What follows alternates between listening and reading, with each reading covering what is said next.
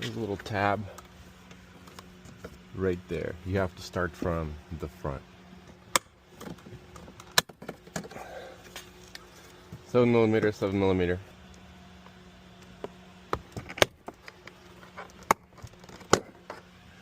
Seven millimeter, 7mm.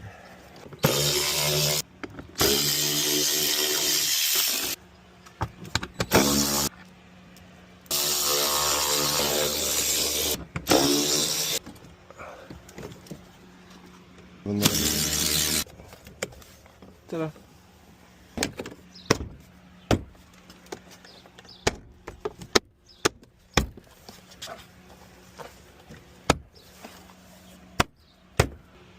The ones with the washers, the big ones.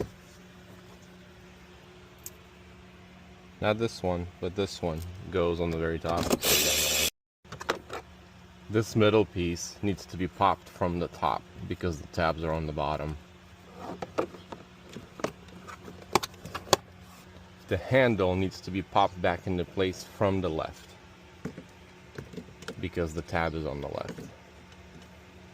Here first, and then